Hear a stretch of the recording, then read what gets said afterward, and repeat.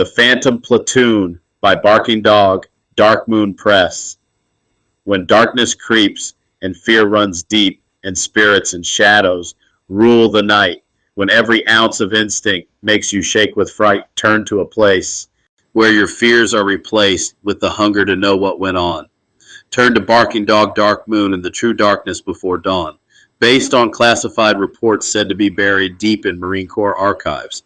Act 1. Whispers in the barracks. Every Marine recruit knows the written rules. How to square a corner, how to salute, how to sound off, but the barracks carries another rule, unwritten, passed down from one generation of boots to the next. Don't walk the grinder at 0200. They call it the Phantom Platoon.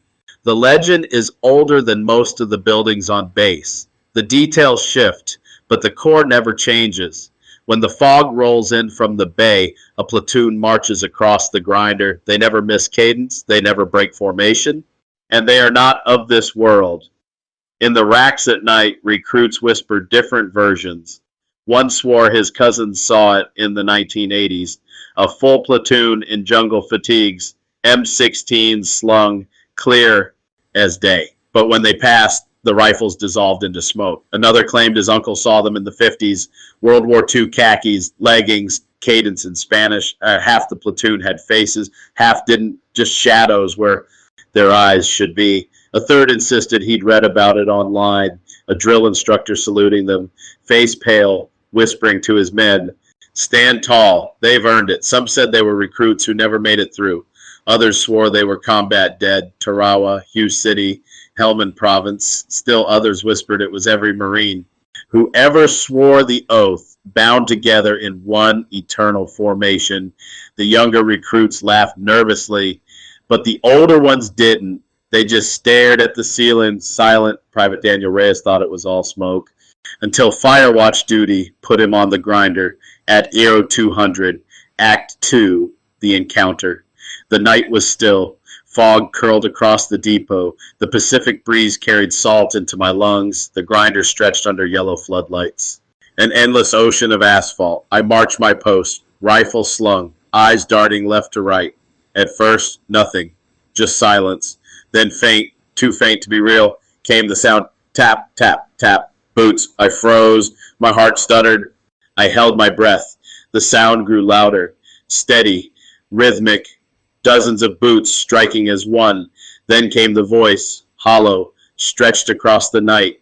Left, left, left, right, left, cadence. The fog thickened, shadows shifted, and then they came, rows of Marines, moving in perfect formation, outlines crisp, rifles angled just right, helmets glinted in the light. But the faces were empty, blurred by mist. Uniforms shimmered like a mirage. One moment khakis and leggings, the next jungle fatigues. Then desert camis caked in dust. Time itself seemed to march with them. My throat tightened. I was supposed to challenge, to bark halt. Who goes there? But something deeper held me still. My spine snapped straight. My right hand rose. I saluted. The Phantom Platoon passed, silent, except for the echo of boots and that hollow cadence. Then one figure broke step. Tall, broad-shouldered. He turned his head, hollow eyes locked with mine. I nearly gasped. He slowed, as if about to salute me back, then turned forward, rejoining the formation. The mist swallowed them whole. The cadence faded. Silence returned. I held my salute long after my arm burned, long after my relief arrived. I lowered it only when the grinder was empty again.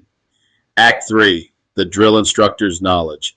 The next morning at Chow, I cracked, "Sir, last night, on fire watch, this recruit heard, this recruit saw."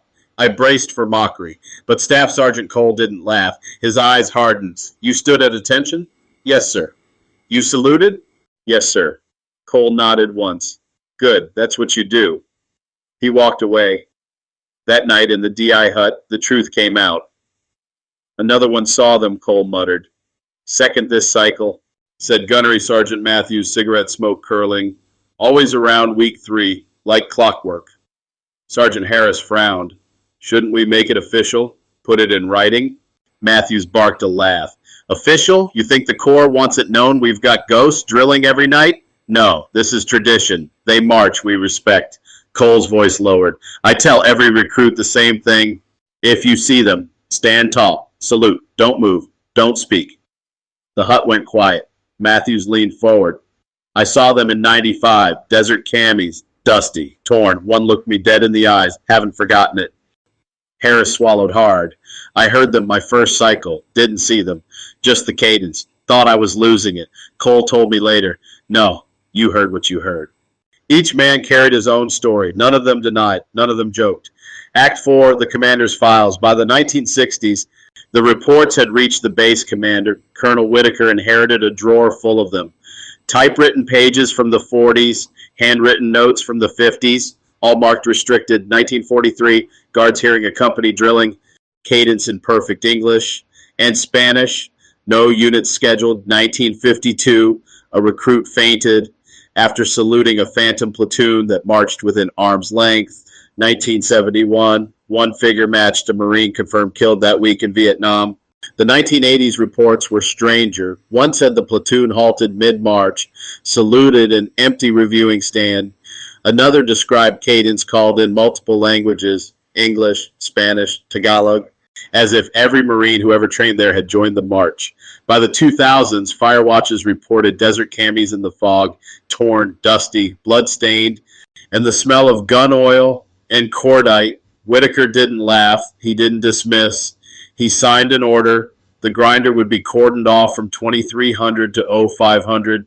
The paperwork read, asphalt preservation, safety protocols. The truth, respect, Act 5, 85 years of marching through World War II, Korea, Vietnam, Desert Storm, Iraq, Afghanistan. The Phantom Platoon never missed a night. Every cycle of recruits whispered the same warning. Every DI repeated the same rule. Every commander renewed the same order. The march went on. Some said they were bound by unfinished training. Others said nostalgia drew them back. A few whispered it was something greater, the collective spirit of every Marine who had ever lived and died. Whatever the truth, they marched. Act 6, graduation weeks later, I stood in dress blues under the California sun. Families packed the stands. The cadence thundered from living voices. But beneath it, faint, steady, another rhythm, boots striking in perfect time.